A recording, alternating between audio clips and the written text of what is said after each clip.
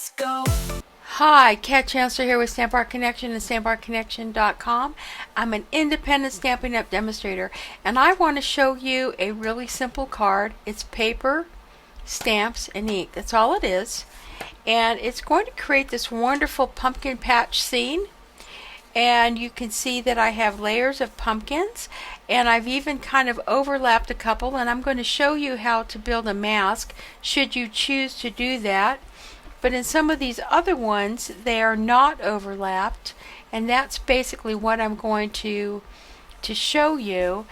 And more importantly, I wanted to show you that this particular design won a second place award at the New Mexico State Fair when I entered it several weeks ago. So the video you're seeing is several weeks old because I had to get this card made, and then I entered it in the New Mexico State Fair. So this is the winning card. It was under the category of just stamping, and I made the 3 layers, and I'm using Cajun Craze crushed curry, and the inside is a set. This is a retired set. May you enjoy the warmth of the family this season.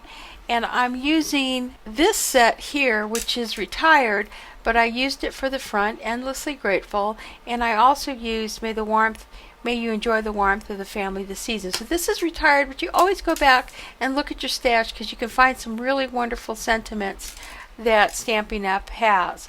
So here's Scenic Pumpkin Patch, and I would say that if you don't have a sentiment, that the iconic imagery has a wonderful, I love the script of this Grateful. So that's an idea for you if you're looking for a sentiment for the front for this card. Okay, so enjoy the video. Again, I taped it several weeks ago, and I'm just now getting around to doing all the editing, and I just wanted to show you how beautiful my card came out and that it won second place. So let's get started. To begin with, I'm going to select my inks, since this is primarily going to be a project where you're going to rely on your inks. I'm using Cajun Craze, Pumpkin Pie, and Crushed Curry, as well as some Peach Pie and some Winter Wheat.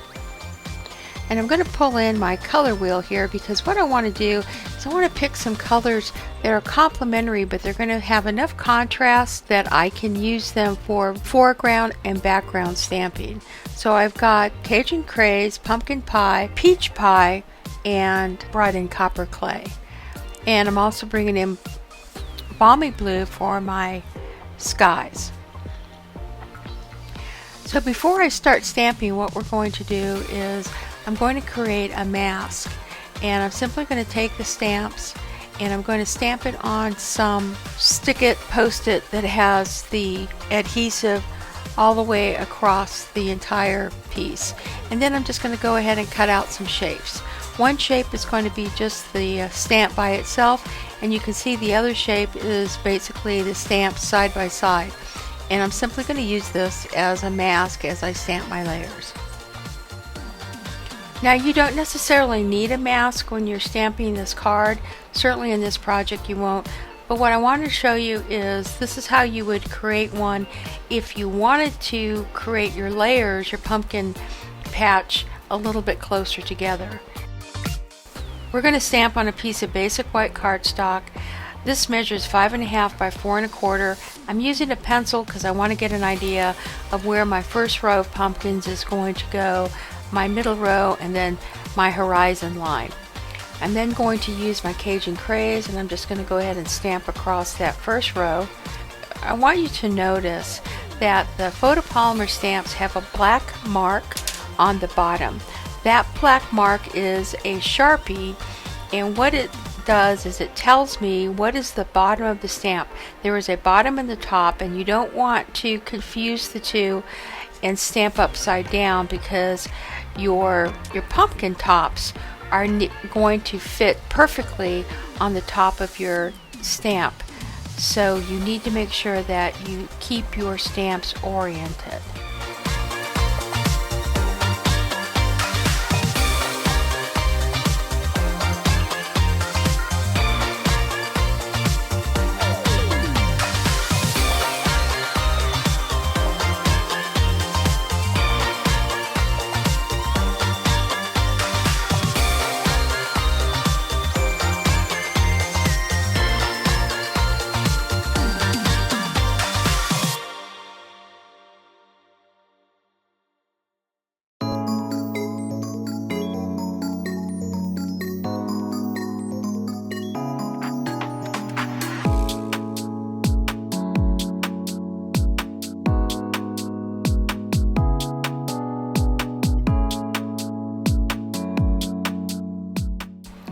For my pumpkin tops, I'm kind of playing around here using a stamp off technique, but I finally settled on garden green for the foreground and the middle ground, and then mossy meadow for the pumpkin tops for the crushed curry there in the background.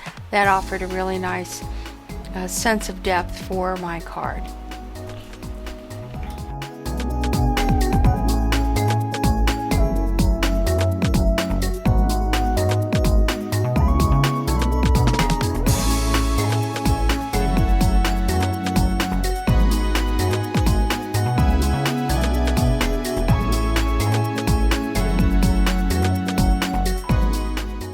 The next layer we're going to stamp is the fence, and I'm using Early Espresso, and you are going to need a stamping piercing mat with protection on the back, and you're going to stamp on one side and you're going to meet the fence post is going to meet in the middle.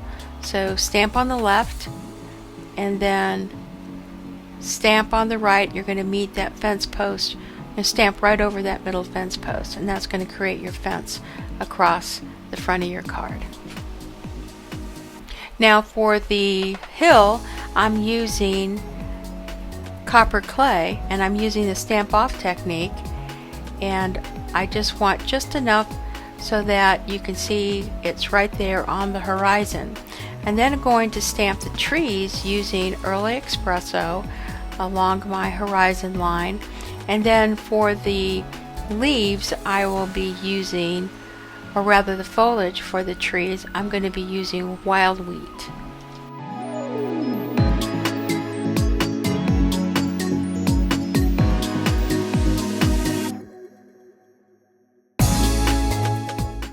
Before stamping the foliage for my trees, I'm going to take my balmy blue and my cloud stamp, and I'm just going to go ahead and create kind of my skyline.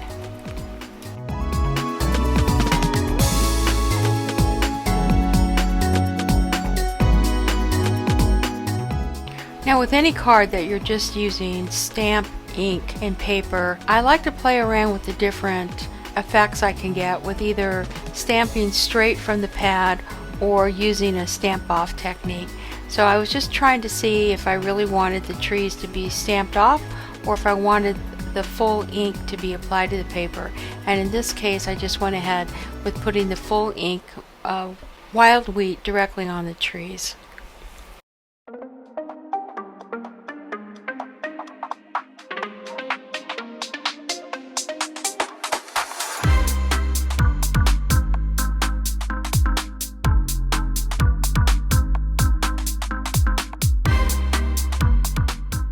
The cardstock that I'm using is going to be Early Espresso for the base, crushed curry to mat my card, and I also have a piece of Cajun Craze as a base as well.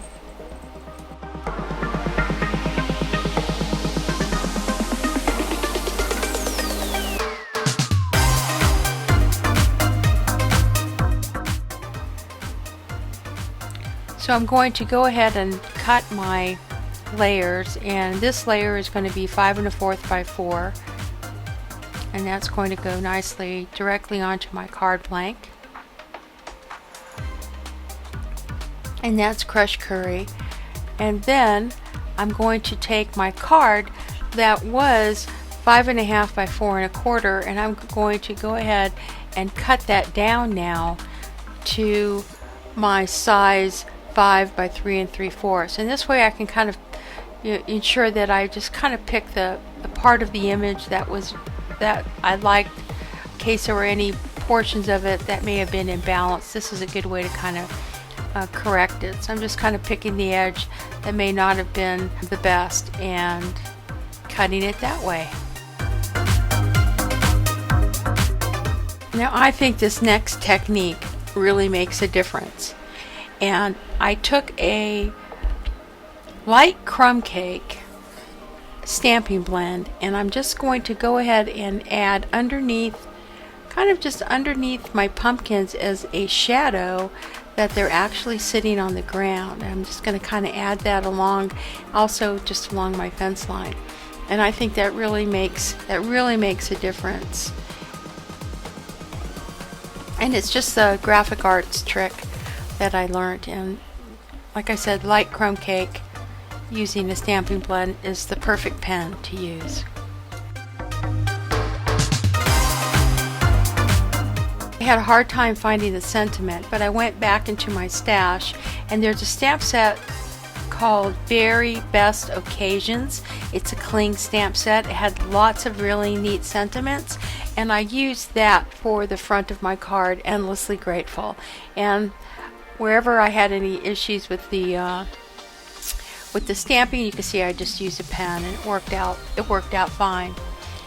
I would also recommend Iconic Imagery. They have a wonderful grateful sentiment there that you can use, and I just think it worked out well. And then for the inside, I used another really nice sentiment, I think, and some of the cool little pumpkin leaves that come from the Scenic Pumpkin Patch as well for the sentiment for the inside.